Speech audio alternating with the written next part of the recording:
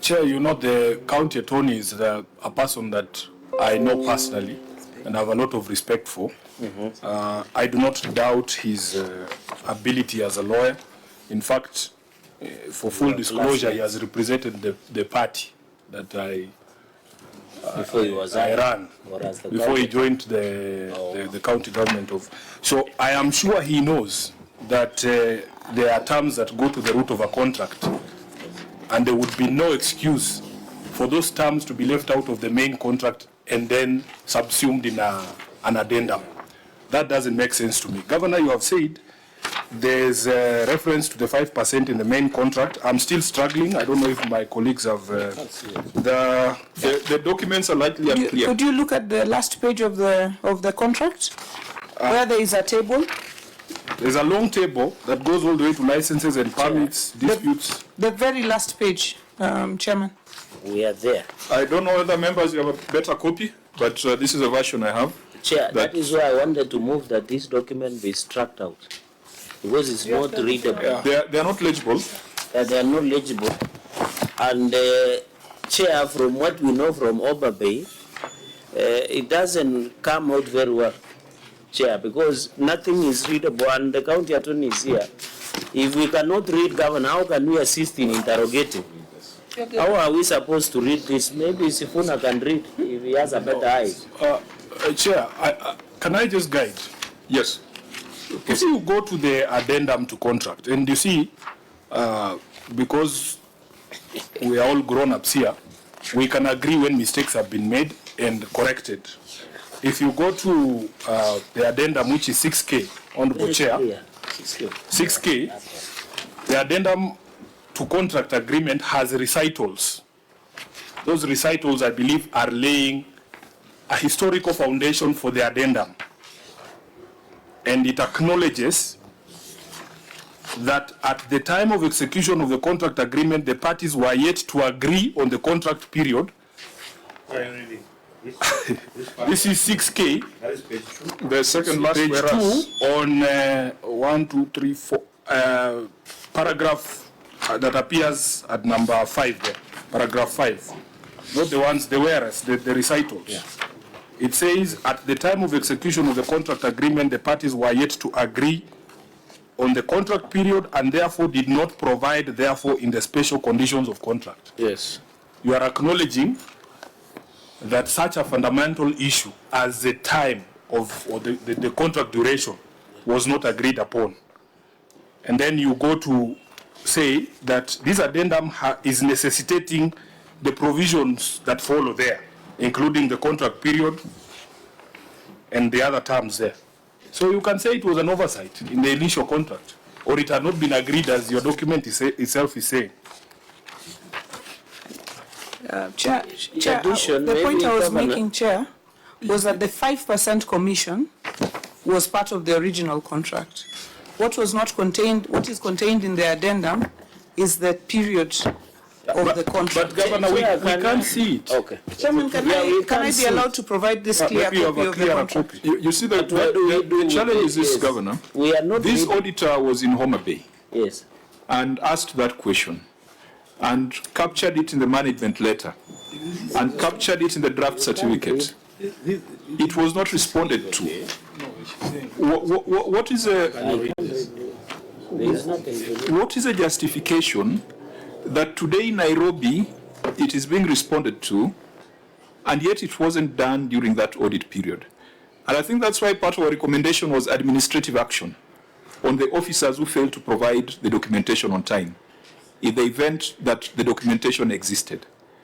Was there any administrative action taken?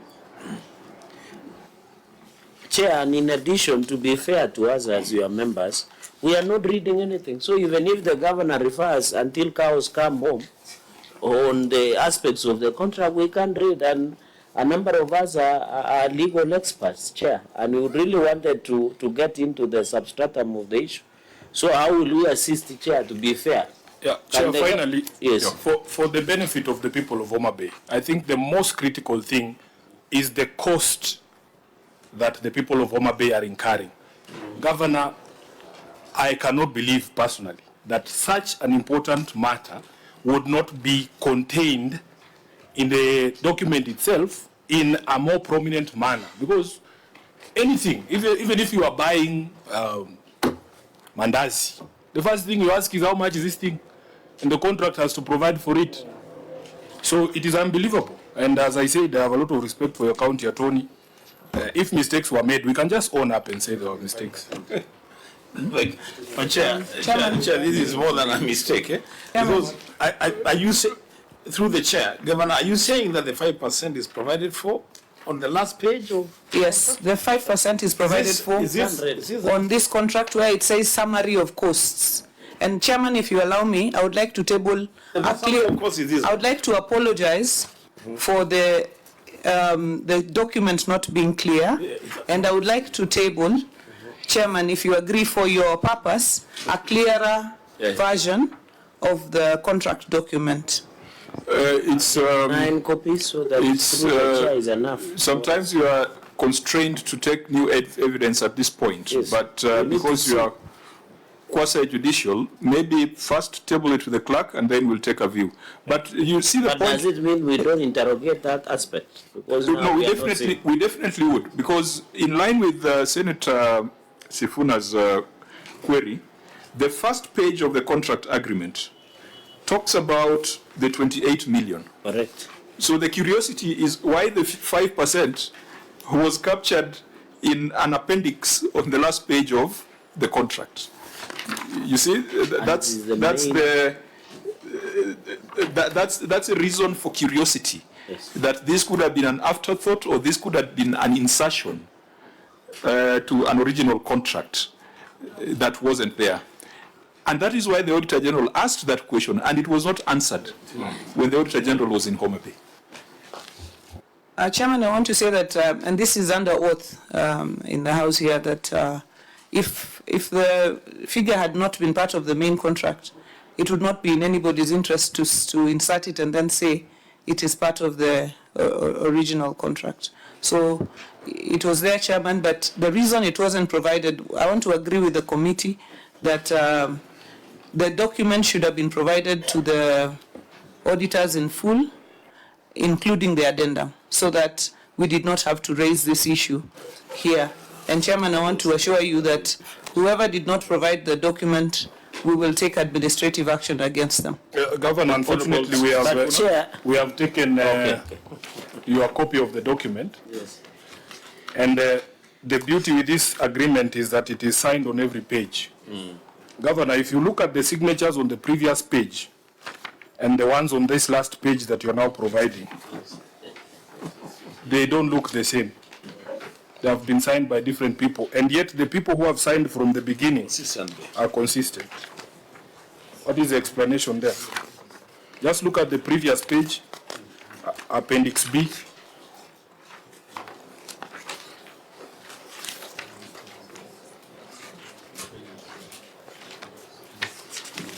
The document, the page you are looking at is the Appendix C, Summary of Costs. Just flip one page back to Appendix B and look at the signatures down there. Go back as many pages as you want.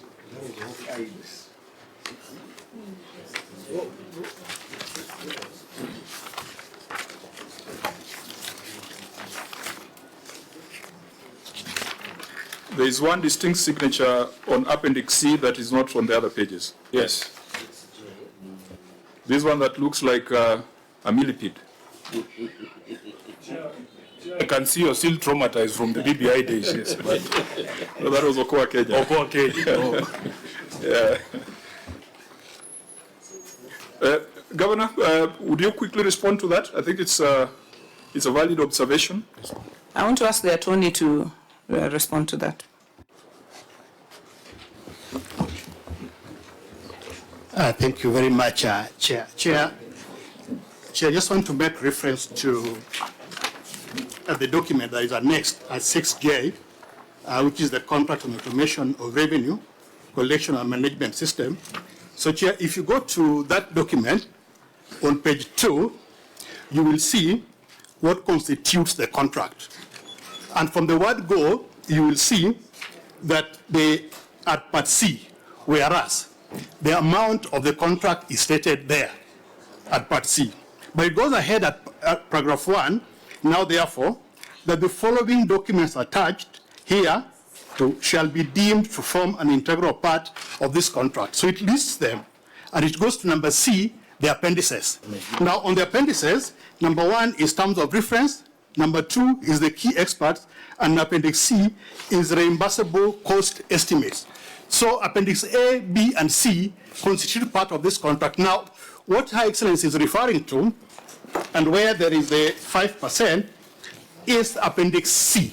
Now, if you go to the second last page of that document, it lists now the appendices. Number B is the key experts, then the last page is the breakdown of contract prices. Now, it lists the amount of money, and at paragraph 3, maybe it is just because it's not clear, it says the transaction fee, and on the right side of the column, it says 5%. So these appendices were part of the original contract, so that there is no confusion, Chair. The last document, the one that is dated 3rd of July, the appendix, the addendum to contract, the addendum to contract is specific to the term. Chair, if you look at we are with you on the same page. We are with you yes. on that. Yes, yes. The observation is appendix C, yes, and appendix B has got different signatories. Maybe that's what you need to Chairman, address yourself to. can the signatory himself address himself to that, who's the Chief Officer Finance? And it would also have been very useful for appendix D and E to be availed, so that we know whether they've also been signed, because they form part of the contract, as Attorney Orego has said. I think just before the expert, what was the term? The signatory. The signatory. Receiver of revenue. Governor, just allow me to help you. This is a legal question, and I think you should allow your county attorney to explain to the Senate how it is possible, because all these documents he has run through are one contract. It is not possible for sections of the contract to be signed by Wambua, then Cherargei signs C, and then Sifuna signs B. I want him to first say that himself as a professional, whether it is possible for individuals to pop in and out of contracts when they have not been part of the entire thing. Chairman, I wanted that to be addressed by the signatory to the contract, if you allow me. Very well. So that if there's any legal question, the attorney, there's an explanation that he has given me, but I want him to just give it to the Senate. Okay, please. Thank you, Chair and the committee. My name is Alphonse Wera, Chief Officer Finance and the Receiver of Revenue. That is my signature, and I gave the one which is... on the new document or the new one? The new signature. The one that Senator described. It's not new. If we start from the first page of the contract... No. Chair? Where is it on appendix B?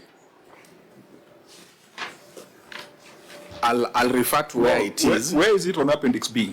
Appendix, all the appendices, I have done an initial, I've initialized all the appendices, but because that page contains the figure of 28 million, I gave my full signature, which I have also done up. If you go to the 4th page of the same contract, you'll see the same full signature signed on the page where all the officials of the county have signed. That is the 4th page of that contract.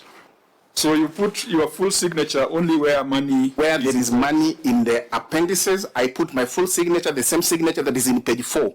What about page 1 where 28 million is mentioned? Sorry? The first page of the contract agreement, where there is 21 million mentioned. 28.289 million. Chair, that table has a breakdown of all the costs. That is why I put in my full signature.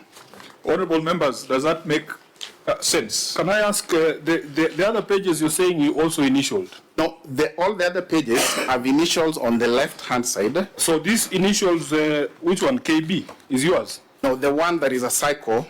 Okay. So I still see it on that last page. Yes, so you're saying you initialed and signed in yes, full. I initialed and signed my full signature. And if you go to page 4, where the officials of the county have signed, the Director of Procurement, Chief Officer, and the others have also signed that page with the same signature. So it was there at the signing of this document. I can confirm that. So what's the explanation again? Why are you signing the final page and you're not signing on the other page. What's the explanation? I've signed the page where I'm supposed to formally sign, that is page 4, and then I have singled out this specific page because it has got a breakdown of costs. So, receipt of revenue, when you saw this query from the Auditor General, and you are saying that you put your full signature on it, why didn't you address it and close it at that point in time? Why has it come to the Senate? Why are we discussing it? If that addendum was available, and it was your signature, and it is your report, you are the receiver of revenue. Chair, to answer to that, the addendum, I think we are looking at the main contract, and because... Sorry, appendix, the appendix. Let's refer to the appendix. Yeah, the appendix of the main contract, it's not advisable to have a claim and a counterclaim, but that figure... Receipt of revenue. Yeah.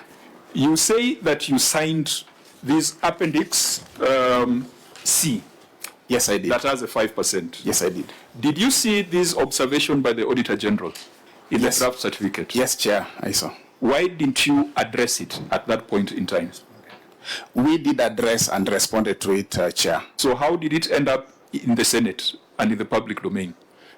Because the auditor was not satisfied. Perhaps for the reasons that the committee is presenting now. So, honourable members, Chair, perhaps you need to perhaps you need to provide context for why members grow suspicious of such presentation before the Senate. There has been a case of a county entity that came here with receipts. You remember, Chair? Yes. And from just a casual observation, you could tell that these documents had just been manufactured to answer or respond to the audit query. And that's why the Chair is saying these auditors, because again, I repeat, I'm also audited. Governor, I'm also an accounting officer. There is no way the auditor can ask the Honorable Kawino to produce a document, then he refuses to produce, and then he shows up with the document at the Senate. So, Auditor General, do you go through the same process you go with me? At the party of mine is more robust because we sit down with you, you do management letters, there are exit meetings. Why can't you have these issues cleared during the point of audit? Yeah, thank you, Mr. Chair. Of course, the audit process is the same, from the entry meeting, exit meeting, raising an ML, raising a draft. And again, maybe the issue is if there are contract that has been provided, and that's why the audit has really picked the issue, if there are annexes supporting that contract, and probably you have just provided the face value of the contract, this some information is really missing. So at the point of maybe the ML issuance, or even at the exit meeting, if there are annexes, or maybe even the addendum, that post the changes of some of the contract terms, then at that point could be provided for us to address the issue.